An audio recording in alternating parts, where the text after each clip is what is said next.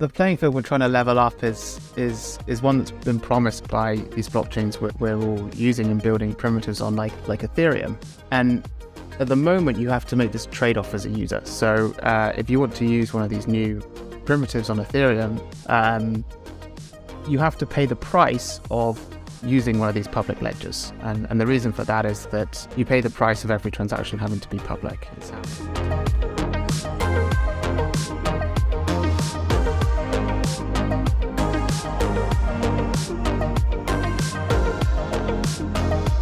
Hey, welcome to the show. I'm DeFi Dad from Fourth Revolution Capital. Today, we're going to talk about a topic that I think continually gets placed on the back burner in crypto, which is privacy.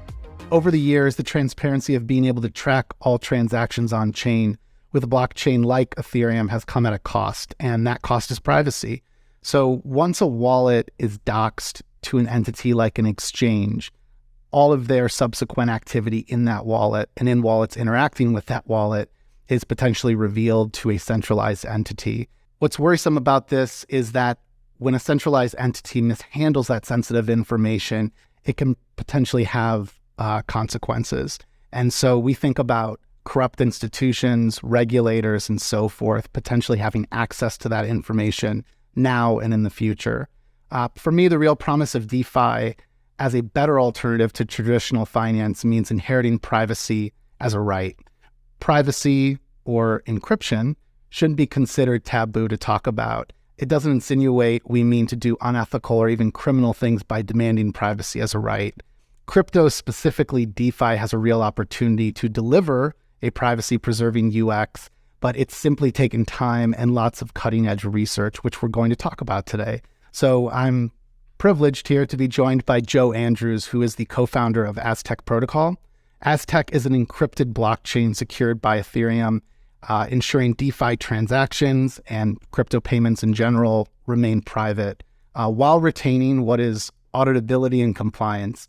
In the last year, Aztec released what's known as ZK.money, ZK referring to zero knowledge tech, which is a topic that is being discussed even in the depths of TikTok.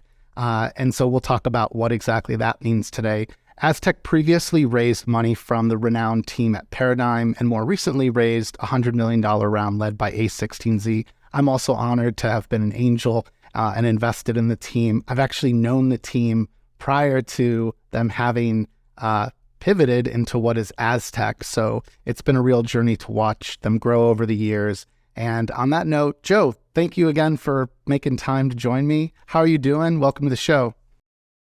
Yeah, thank you so much for having me. I'm excited to do one of these, and hope we can to avoid the pun, but uncloak some of the mysteries behind on-chain privacy and encryption, and kind of make it more appealing to mainstream, so people can learn more about what we're up to. So excited to dive in here. Yeah, I feel like the main purpose behind privacy-preserving tech in crypto has been to wax poetic about the importance of privacy over the years. So, you all are one of the few trailblazers in this space, and, I'm, again, very proud to share, your story and all the progress you've made here in the last few years. But before we talk more about Aztec, do you want to briefly share what were you doing before you got into crypto? And then I'd love to talk a little bit about, what were you initially working on before Aztec really became, the mission at hand? Yeah, it's a great question, actually. So I've kind of been in and around the crypto space for a long time, kind of 2013, 2014, but I wasn't actually involved in it, and wasn't developing anything, wasn't purchasing any crypto. I actually was in San Francisco in 2013, 2014, and was fortunate enough to go to a meetup on the original Ethereum kind of ICO roadshow in a place called the Negev in 6th and Mission in San Francisco, which was kind of like a tech hacker house back then.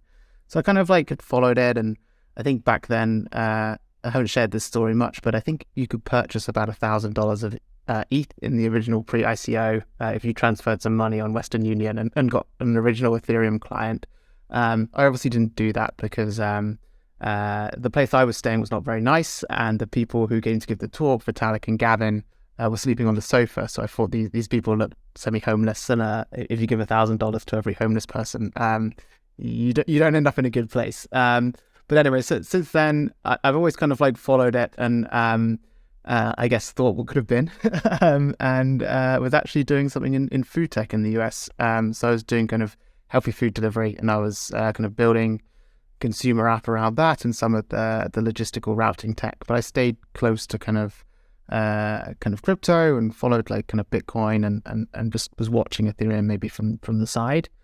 And then that startup imploded in 2017, and I moved back to the UK and did this program called Entrepreneur First, where I met the rest of the Aztec team, and they were kind of very kind of technical and more clued up on Ethereum than me. And I was like, okay, well, I've been in and around the space for kind of several years now. It's time to kind of dive in and try and build something useful here. So it was a very different way into it, I would say, but it got me here. And I think what attracts me to the space is it's a disruptive technology. So I like disruptive technologies that kind of either seek to level the playing field or just improve people's kind of quality of life. And that may not apply to us as kind of UK people or Americans. Ultimately, it's like you think more broader than that. Like, how do we level the financial kind of playing field? And that's what really excites me to this kind of technology.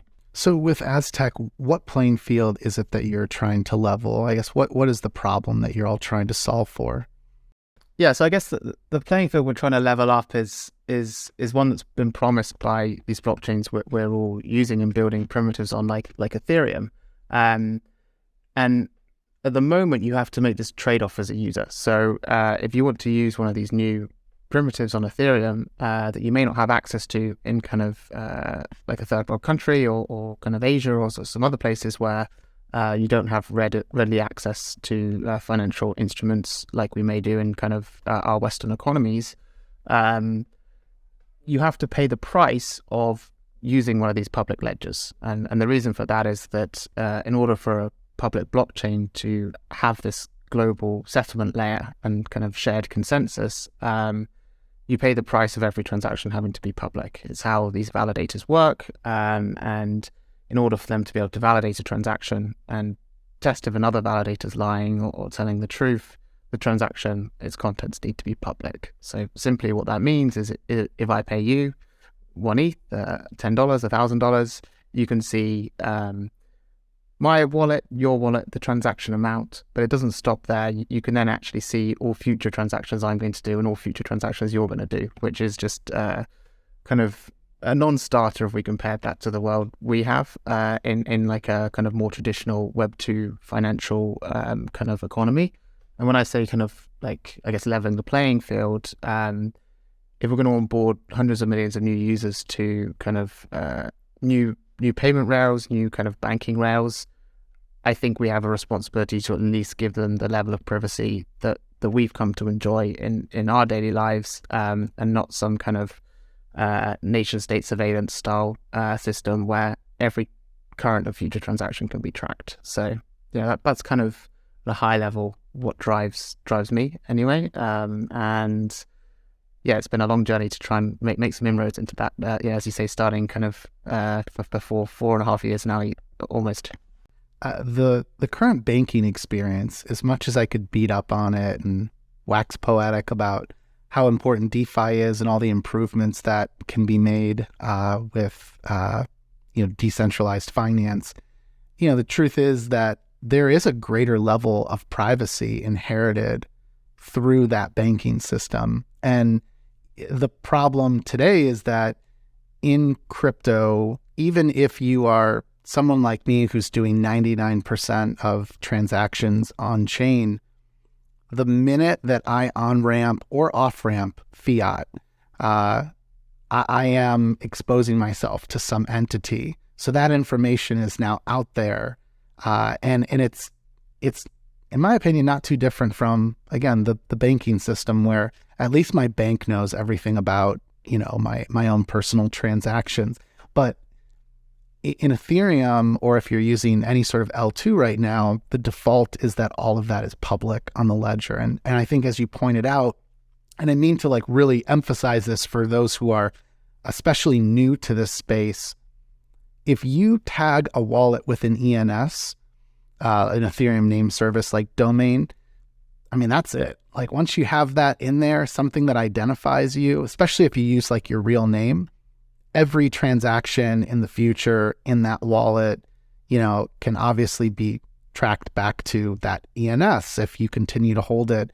And even if you got rid of it, it's still there forever in the history of that wallet. And then every transaction that you send to another wallet, there are ways to sort of distinguish that, okay, money was sent to a new wallet. This is clearly the same sort of like behaviors in this new wallet, so it's probably the same person. And so that's been a problem. It's a bad UX is what it is. And that's why we're excited about, what you're all building with Aztec. Okay, so the underlying tech, there's a lot you could go into the weeds about here, but I really want to try to dumb this down for folks. Do you think that we should start with something like what is zero knowledge technology that sort of underpins all of this? If you can kind of walk us through like the Legos or building blocks of research and technology that underpin Aztec network. Yeah, I think zero knowledge proofs get a lot of confusion even in the L2 space, because they have two properties. They have a property of kind of compressing computation, and other L2s use this to kind of scale Ethereum and make transactions cheaper. And then they have this other, we think, far more interesting property, the enable encryption or hiding of information. So we kind of leverage both of those properties to kind of both make Ethereum cheaper, but also allow the user to encrypt information. And I think instead of getting into the weeds of like how a zero knowledge proof works, I think to think about like what it can do is really important. And all it really is a form of encryption. So if you kind of look at like services that you may use on your phone, like Signal or Telegram or WhatsApp, they now all have end-to-end encrypted messaging. And that's not using zero knowledge proofs, but it's using kind of some form of public key cryptography to encrypt messages for a given recipient. What we enable in Aztec and what we use zero knowledge proofs for is we're now encrypting payments for a given recipient, and that recipient could be a person or it could be a DeFi protocol on Aztec. And all the zero knowledge proof does is it proves that encryption has been done correctly. So a blockchain can validate it. So if you think about the earlier example, like where a validator needs to be able to test everything to see if people are double spending, it's not enough just to encrypt something and say, here's the value.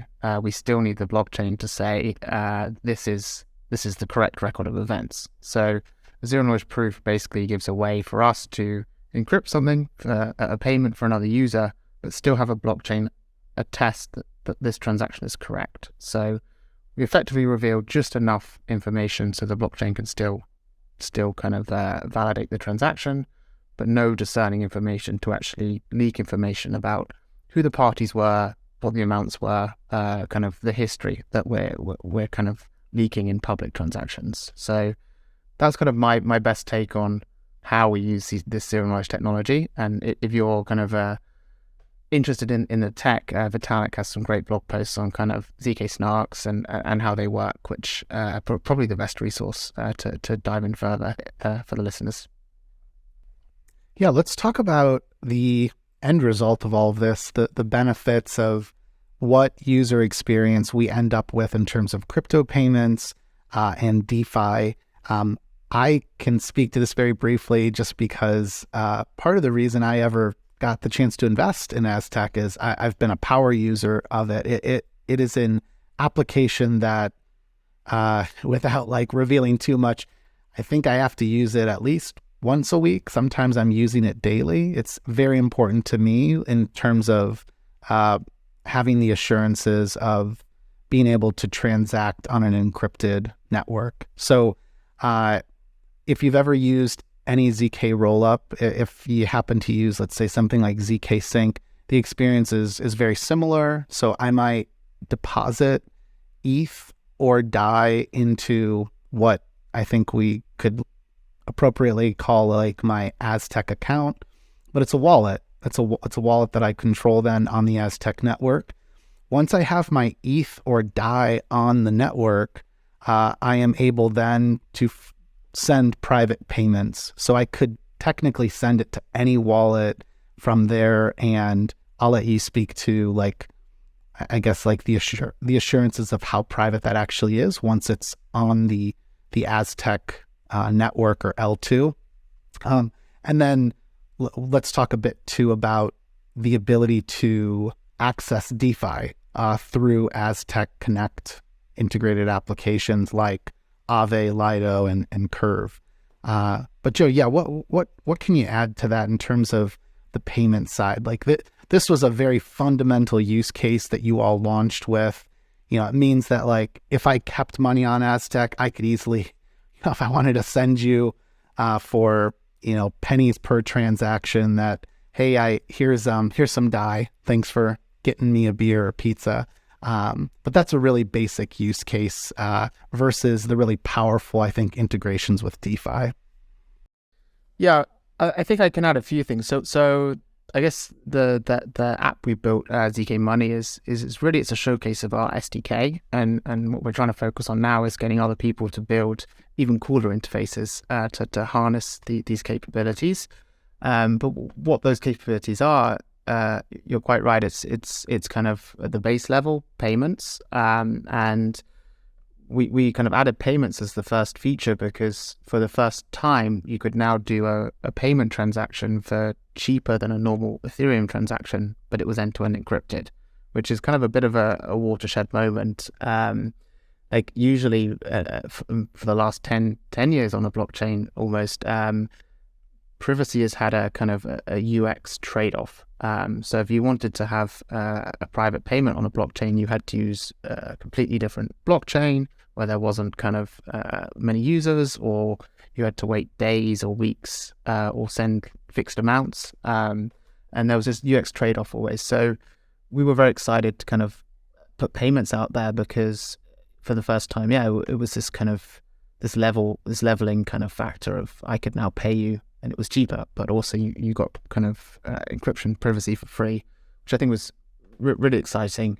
And then the second part is that now everything's kind of private. Like you can now move away from kind of addresses and kind of pseudo-anonymous identities that we're used to on Ethereum with kind of 0xA, BCD, whatever, to actually having human readable names, because a bit like ENS, but you can have this account abstraction where I can look up your alias, DeFi Dad, if it's the one you've got, but I don't know anything about your balance, so I can pay you very easily, but I don't learn anything about you, which is similar to a Venmo style experience that those in the US are probably pretty used to. And I think crypto being able to offer that without there being a centralized part in the middle was pretty groundbreaking, and we're excited for the applications that can kind of be built just around that use case. In terms of the privacy, you can see when you are moving funds into the network as a whole, but once funds are in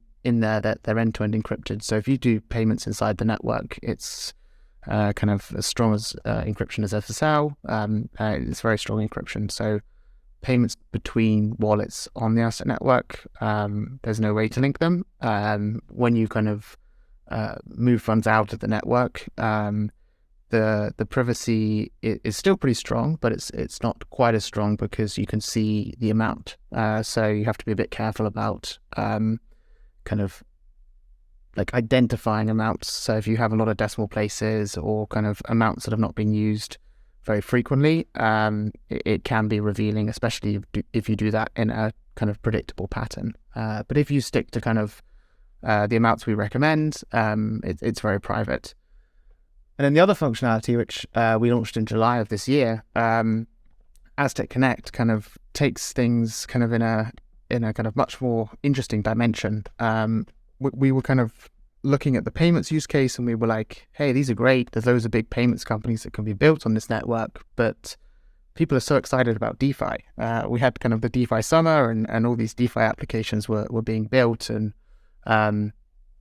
Aztec couldn't support them because it was kind of this different execution environment on the L2. So we designed Aztec Connect as a way to effectively withdraw your funds to a DeFi protocol, perform the DeFi operation as if you were the Aztec rollup, and then bring funds back. And that's very powerful because it's kind of like this VPN for Ethereum, or I think about it a bit like a puppet. Like you have this puppet with kind of strings, and like the puppet can you can control it as an Aztec user to go and do a Uniswap trade or do a Curve Lido kind of swap. And you get really strong privacy doing that because you could be anyone inside the Aztec network doing the transaction. And furthermore, we can also batch like transactions together. So we get this scaling benefit as well, which we're starting to see really take off on ZK Money. I think when we first started, we were kind of doing a Lido transaction maybe once a day.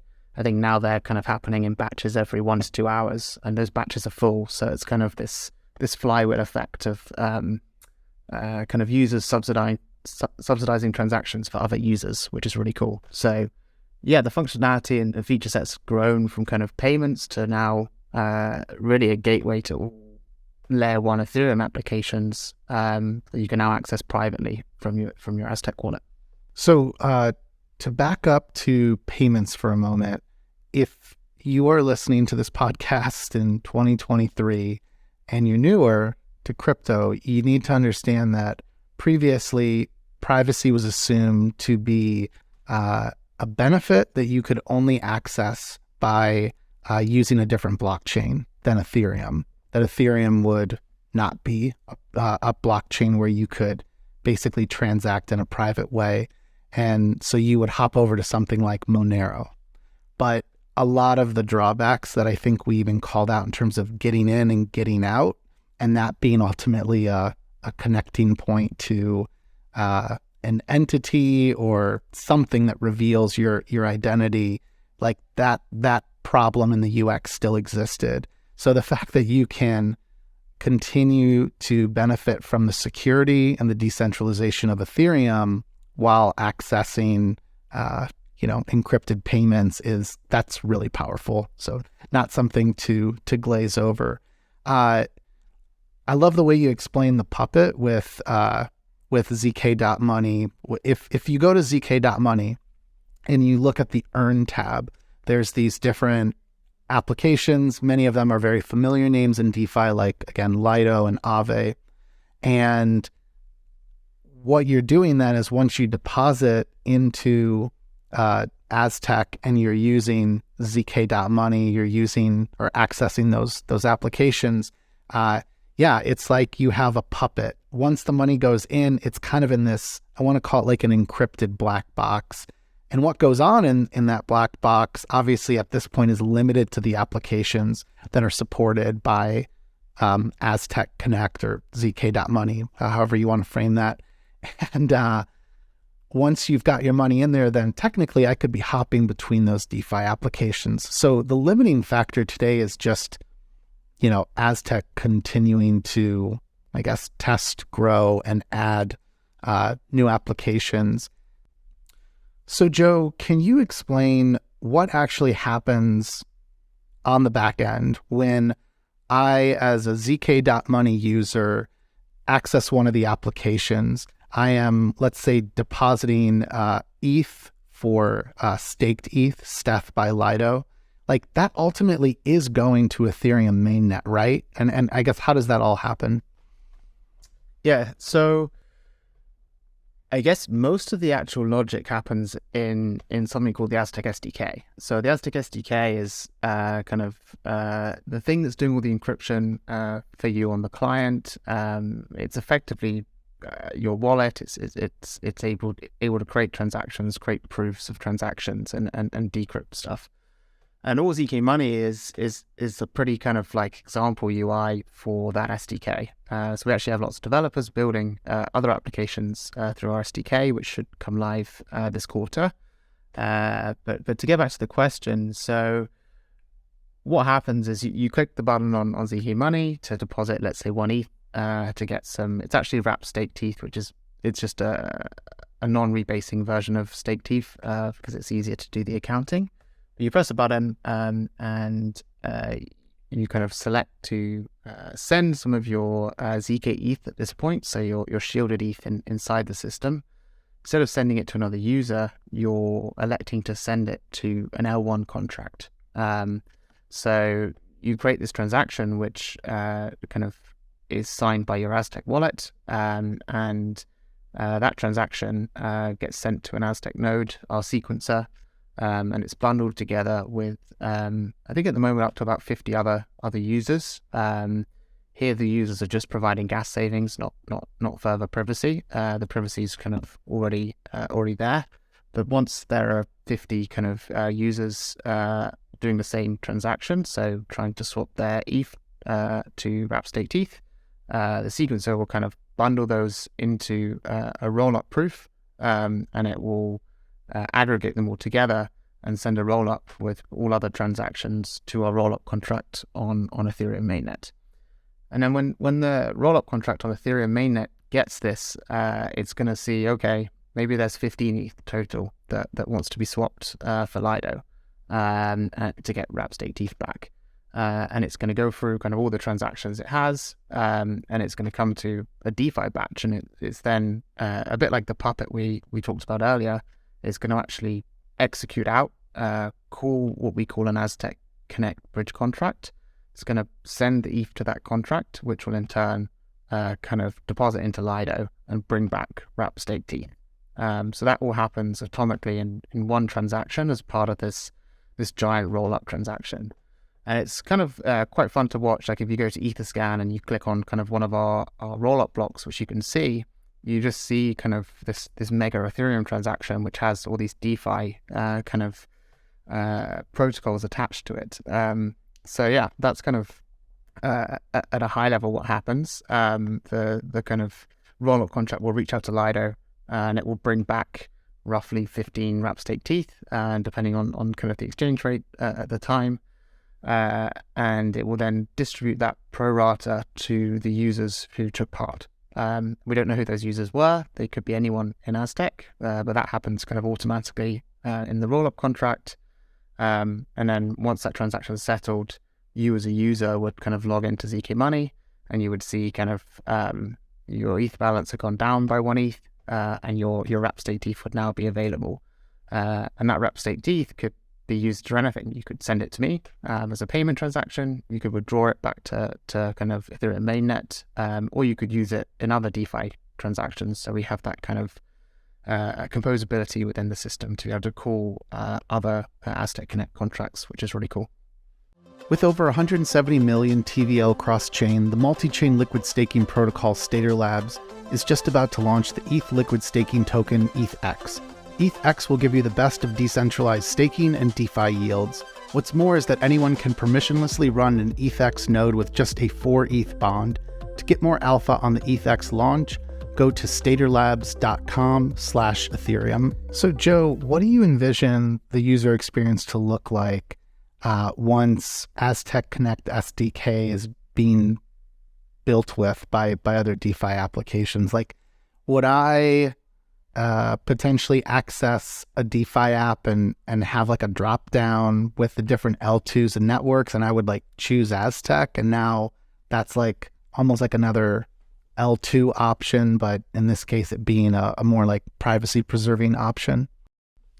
Yeah, that's what we're striving for. So we're kind of hard at work making our SDK kind of compatible with Wallet Connect.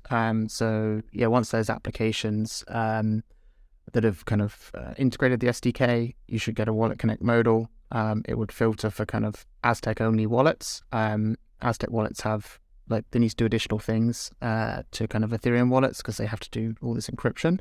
But yeah, you'll be able to go to a dApp. Like at the moment, we're working with Liquidity to get a borrowing application. You'll be able to go to a version of that, select your Aztec wallet, and yeah, use it like a kind of similar flow to how you would use an Ethereum dApp.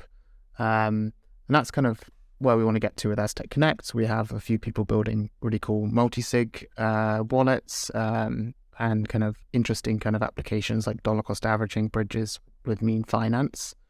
And then like fast forward kind of 9-12 months, we're working on a big upgrade to the network itself, which we're calling Aztec 3. So at the moment, you can't deploy programs to the Aztec network. There are some programs there, but the Aztec team wrote those programs. So there's a payment program, there's an account program, and there's a DeFi program, which kind of enables all the functionality that you can see in ZK Money today and in our SDK. What the kind of future upgrade with Aztec 3 enables is a developer to write their own program using something called Noir. So once you have that, there'll be kind of a much broader set of things you can do that's not limited to just kind of existing layer 1 protocols. You'll be able to have kind of new protocols that require privacy at their core, things like games, ZK Games, those sorts of things, personal consumer finance, like under collateralized lending, those sorts of things where you actually need my financial history to do stuff, which we're really excited about. So short term, we're trying to hone in on a more familiar developer experience with kind of a wallet and applications rather than kind of ZK Money doing everything. And then like longer term, making a switch to developers kind of writing their own programs on the Aztec network itself. Okay, so I definitely saved one of the like harder questions, the like elephant in the room type questions for last. How are you all thinking as founders and builders in this space since the aftermath, I would say, of Tornado Cash being sanctioned by the U.S. Treasury? For those that are behind on this news, it was very unexpected because they essentially deemed code to be like an entity that, you're not allowed to engage with. And I'm not a legal expert, but it's been obviously a setback to all of us who, want a maximally decentralized, permissionless world where, anybody has access to the same tools so that there's a level playing field. I would actually compare what happened with Tornado Cash to imagine you created a park, and this is a public good. Now anybody can go to the park and enjoy the park. And that public park that is in the middle of a city suddenly has crime that happens in it on a single day, or maybe even more continually. It's happening. And now those who created the park as a public good with great intention, where the majority of activity in that park is, for good intention, now those people are being held liable for the criminals that happen to have accessed it. I think it's like a very dark path to go down to think that if a criminal accesses or uses anything, that should, be banned. And I mean, I could take it to an extreme and just, point out the fact that criminals love to use banks. They absolutely love using the banking system, but those banks have paid billions and billions in terms of penalties and fees over the years. So on that note, how do you and the Aztec team think about the realities of building encryption, for all through Aztec? Yeah, it's a great question. And things have definitely changed. I think there's a few core tenets that we live by, which is the protocol itself is similar to kind of previous internet protocols which have transformed the world we live in. So HTTPS enables card payments and all the things we kind of enjoy today in kind of Web 2 banking.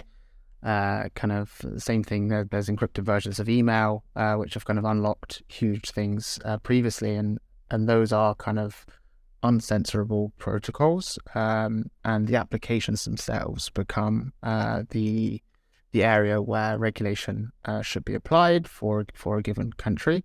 So that's kind of one thing that we try and kind of stick true. Like the network itself shouldn't have regulation, and we're trying to create frameworks where apps can for given jurisdictions. And I guess the second thing that I think is is one of the reasons why Tornado Cash was sanctioned, is that there was a lot of like good activity, but the numbers were very small. Like if you look on June Analytics, I think it's like under 30,000 kind of deposits, unique deposits from like Ethereum addresses, which is quite a small percentage of the kind of like US or global population. So we're focused on kind of increasing that kind of utility for positive use cases. So all of the DeFi applications that we have are all kind of, you can actually only transact with yourself. So by definition, it's a positive use case. We're working with our grants program on kind of areas for kind of donations to causes which may be kind of contentious in different countries. So whether that's kind of Planned Parenthood clinics or kind of different causes in the US where the act of doing a donation may need to be private, highlighting kind of good use cases that way, all the way through to kind of like working with kind of centralized exchanges to have direct on and off ramps to Aztec, which are all positive, kind of well understood businesses. I think the more of those that you have, you kind of begin to paint this other picture for kind of an encrypted future, and that's kind of what guides us. Is like we always think about these use cases as, okay, this is a great example of how encryption can be used for good, and that kind of it does mean that there's still stress, obviously, when there's these kind of these nation state kind of level events, and we have to be mindful not to go down that path, but we try and focus on the positive use cases for this, and that kind of has served us well so far, especially with the amount of kind of unique deposits in ZK Money and the applications we have there. Yeah, well said. Well, Joe, let's end on this. What's next for Aztec? I think you alluded to Aztec V3, maybe? What's next on the roadmap? What can we look forward to in 2023? Yeah, so the immediate term will be kind of moving some of the functionality of ZK Money into a dedicated Aztec wallet, and encouraging other people to build Aztec wallets on their network. And that kind of unlocks all these different applications on kind of Aztec Connect, and a much more familiar user experience to what users normally see on Ethereum, where you connect a wallet to a dApp. So that's pretty exciting. And then kind of towards the end of this year, we'll have a local kind of developer test network of Aztec 3, where people can start to experiment with their own programs deployed to a test version of the Aztec network. And behind the scenes, kind of, we're on a 12, 18-month journey to kind of fully decentralize the network as we launch Aztec 3. So it's going to be an exciting 2023. We've got a lot to build. But yeah, if you want to kind of see what encrypted blockchains can look like and the user experience that's possible, go to ZK Money and check it out. And if you're a developer, please head to our docs at docs.aztec.network and check out our SDK. We have lots of grants available for those who want to build cool things with encryption. Awesome. Well, that's the call to action today. Yeah. Thanks so much, Joe. Appreciate you taking the time to talk with us today. And yeah, the call to action is be sure to check out zk.money and aztec.network. And of course, if you enjoyed this podcast, you can subscribe at defidad.com. So anyways, Joe, have a great day. And again, thanks for your time. Congrats on all the progress.